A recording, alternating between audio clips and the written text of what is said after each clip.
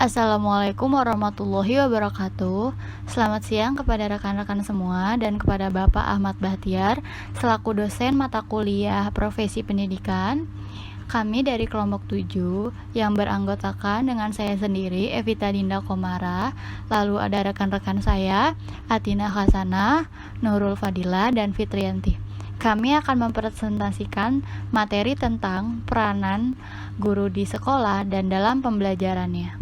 Baik, langsung saja saya akan menjelaskan tentang peranan guru di sekolah. Peranan guru di sekolah ditentukan oleh kedudukannya sebagai orang dewasa, sebagai pengajar, dan sebagai pendidik, dan juga sebagai pegawai. Yang paling utama ialah kedudukannya sebagai pengajar dan pendidik.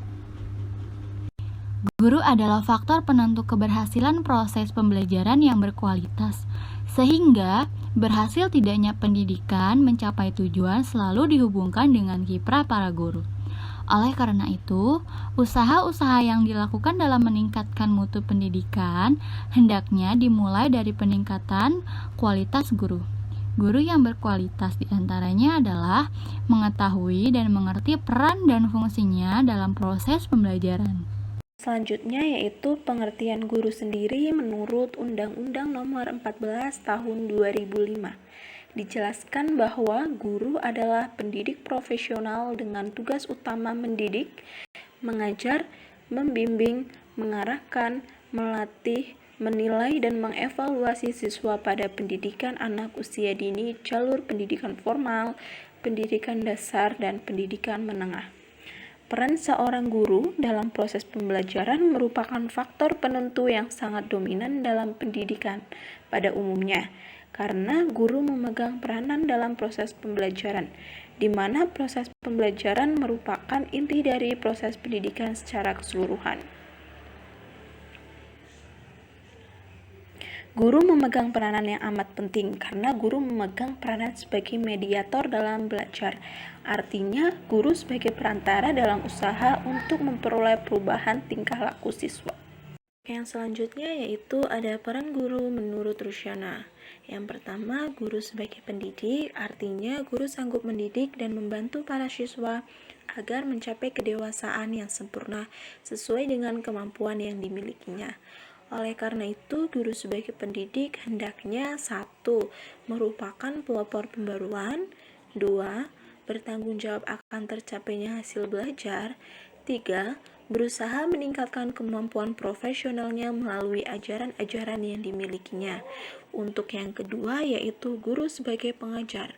Artinya bahwa guru sebagai perantara dalam proses belajar secara keseluruhan mampu berbuat dan bertindak sebagai demonstrator dan mampu mentransfer ilmu pengetahuan kepada seluruh peserta didik.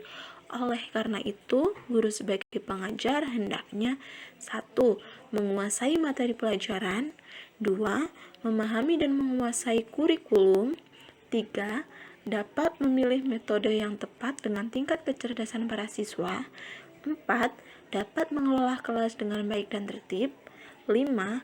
Terampil menggunakan berbagai macam media pendidikan untuk meningkatkan hasil KPM. Yang keenam, mencari pola-pola baru dalam rangka meningkatkan proses belajar mengajar. Untuk yang ketiga yaitu guru sebagai pelatih. Artinya bahwa guru hendaknya memberikan latihan kepada siswa agar terampil dalam menerapkan ilmu pengetahuan yang diperolehnya. Dengan prinsip, saya dengar, saya lupa, saya lihat, saya ingat, dan saya lakukan, saya bisa. Untuk yang terakhir yaitu guru sebagai pembimbing. Artinya bahwa guru berperan serta dalam melaksanakan bimbingan dan konseling di sekolah yang dilaksanakan secara menyeluruh dan terpadu. Dalam hal ini, guru mata pelajaran bisa membimbing siswa atau menyerahkan ke petugas konseling apabila mendapat kesulitan yang berhubungan dengan masalah pribadi, sosial, belajar, dan masalah cita-cita karir. Untuk yang selanjutnya akan dilanjutkan oleh rekan saya. Pembelajaran adalah merupakan keseluruhan tindakan yang dirancang untuk mendukung proses belajar peserta didik dengan menghitungkan kejadian-kejadian eksternal yang berperan terhadap rangkaian kejadian-kejadian internal yang berlangsung di dalam peserta didik.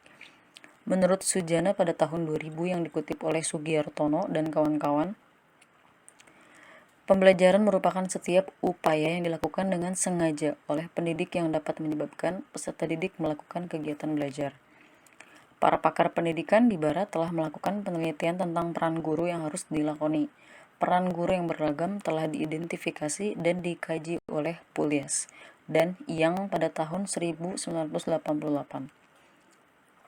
Adapun Manan pada tahun 1990, serta Yellon dan Weinstein pada tahun 1997, yaitu pendidik, pengajar, pembimbing, pelatih, penasehat, pembaharu atau inovator, model dan teladan, pribadi, peneliti, pendorong kreativitas, pembangkit pandangan, pekerja rutin, pemindah kemah, pembawa cerita, aktor, emansipator, pengawet, dan sebagai kulminator. Berikut 12 peranan guru dalam pembelajaran menurut Jamarah dalam Sugihartono. Yang pertama ada korektor. Apa yang dimaksud dengan korektor? Yaitu sebagai korektor, guru berperan menilai dan mengoreksi semua hasil belajar, sikap, tingkah laku, dan perbuatan siswa. Yang kedua ada inspirator. Apa yang dimaksud dengan inspirator? Sebagai inspirator, guru harus dapat memberikan inspirasi atau ilham kepada siswanya mengenai cara belajar yang baik. Yang ketiga ada informator, yaitu dengan dapat memberikan informasi yang baik dan efektif, tidak hanya baik namun pula efektif. Lalu berikutnya ada organisator, yaitu mengelola berbagai kegiatan akademik baik intrakurikuler maupun ekstrakurikuler. Dan yang terakhir ada motivator, yaitu dapat memberikan dorongan. Adapun peranan guru dalam proses pembelajaran, yakni peran utamanya yaitu sebagai pendidik. Guru sebagai seorang pendidik tidak hanya tahu tentang materi yang akan diajarkan, akan tetapi ia pun harus memiliki kepribadian yang kuat yang menjadikannya sebagai panutan bagi para siswanya. Hal ini penting karena bagi seorang pendidik, guru tidak hanya mengajarkan siswanya untuk mengetahui beberapa hal, guru juga harus melatih keterampilan, sikap, dan mental anak didik. Penanaman keterampilan, sikap, dan mental ini tidak bisa sekedar asal tahu saja, tetapi harus dikuasai dan dipraktikkan siswa dalam kehidupan sehari-harinya. Untuk menjadi inisiator, mencetus ide-ide, lalu ada juga fasilitator, menyediakan fasilitas, lalu sebagai pembimbing, memberikan bimbingan kepada anak didiknya, lalu demonstrator, memperagakan apa yang diajarkan secara didaktis, serta pengelola kelas agar peserta didik dapat mengelola kelas dengan baik. Karena pada dasarnya mengajar merupakan kegiatan yang dilakukan secara sengaja dalam upaya memberikan kemungkinan bagi siswa melakukan proses belajar sesuai dengan rencana yang telah ditentukan untuk mencapai tujuan pengajaran. Jadi tugas guru sebagai pengajar adalah bagaimana caranya agar siswa pun belajar. Seperti siswa membuat ilustrasi, mendefinisikan, menganalisis, bertanya, merespon, mendengarkan, bahkan menciptakan kepercayaan peserta didik terhadap keberhasilan guru dalam pembelajaran dan pembentukan kompetensi dasar. Baik, selanjutnya yaitu mediator. Mediator berperan sebagai penyedia media dan penengah dalam proses pembelajaran anak didik. Bagaimana seorang mediator itu? Guru hendaknya memiliki pengetahuan dan pemahaman tentang media pendidikan, baik jenis dan bentuknya, baik media material maupun non-material. Sedangkan supervisor yaitu dapat membantu memperbaiki dan menilai secara kritis proses pembelajaran. Sebagai seorang supervisor, guru dapat membantu, yaitu memperbaiki dan menilai secara kritis terhadap proses pengajaran terhadap siswa. Sedangkan evaluator, guru dituntut untuk mampu menilai produk hasil pembelajaran serta proses jalannya pembelajaran. Jadi, untuk menjadi seorang evaluator yang baik dan jujur dengan memberikan penilaian yang menyangkut intrinsik maupun ekstrinsik, guru tidak hanya menilai produk tetapi juga menilai proses. Selanjutnya yaitu peran guru dalam proses pembelajaran sangat kompleks. Guru tidak sekedar menyampaikan ilmu, pengetahuan kepada anak didiknya. Akan tetapi guru juga dituntut untuk memainkan berbagai peran yang bertujuan untuk mengembangkan potensi anak didiknya secara optimal, yaitu di mana seorang guru atau pendidik harus profesional dengan tugas utamanya mendidik, mengajar, membimbing, mengarahkan, melatih, dan menilai, serta mengevaluasi peserta didik pada pendidikan anak usia dini, jalur pendidikan formal, pendidikan dasar, dan pendidikan menengah. Guru menjadi salah satu komponen penting dalam dunia pendidikan. Hal ini dikarenakan guru merupakan titik sentral di dalam tenaga kependidikan yang berhubungan langsung dengan peserta didik, sehingga dijadikan sebagai tauladan bagi peserta didik. Guru juga harus memenuhi berbagai persyaratan dalam Undang-Undang RI Nomor 14 Tahun 2005, yaitu ada 5: memiliki kualifikasi akademik, memiliki kompetensi, memiliki sertifikat pendidik, memiliki badan yang sehat jasmani dan rohani, serta memiliki kemampuan untuk mewujudkan tujuan pendidikan nasional.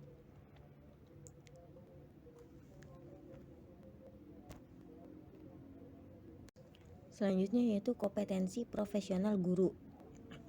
Kompetensi pedagogik, yaitu ilmu tentang pendidikan anak yang ruang lingkupnya terbatas pada interaksi edukatif antara pendidik dengan siswa. Nah, seorang pedagogik adalah kemampuan guru dalam mengelola pembelajaran peserta didik yang meliputi pemahaman terhadap peserta didik, perancangan dan pelaksanaan pembelajaran, evaluasi hasil belajar, pengembangan peserta didik untuk mengaktualisasikan berbagai potensi yang dimilikinya. Kedua, kompetensi kepribadian. Kompetensi kepribadian yaitu keseluruhan dari individu yang terdiri dari unsur psikis dan fisik, yaitu seorang pendidik atau pengajar mampu memiliki kepribadian yang luar biasa atau mantap, stabil, dewasa, arif, dan berwibawa, menjadi teladan bagi peserta didik dan berakhlak mulia. Selanjutnya, kompetensi profesional, yaitu kompetensi atau kemampuan yang berhubungan dengan penyelesaian tugas-tugas keguruan, yaitu kemampuan penguasaan materi pembelajaran secara luas dan mendalam yang memungkinkan membimbing peserta didik memenuhi standar kompetensi yang ditetapkan dalam Standar Nasional Pendidikan. Sedangkan kompetensi sosial yaitu kemampuan guru untuk menyesuaikan diri kepada tuntutan kerja di lingkungan sekitar pada waktu membawakan tugasnya sebagai guru.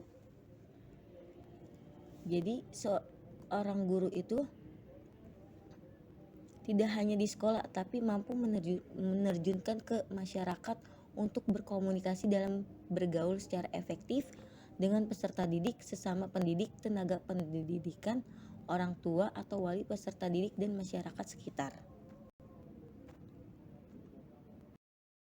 Baik, cukup sekian pembahasan materi dari kelompok kami. Kurang lebihnya mohon maaf. Wassalamualaikum warahmatullahi wabarakatuh.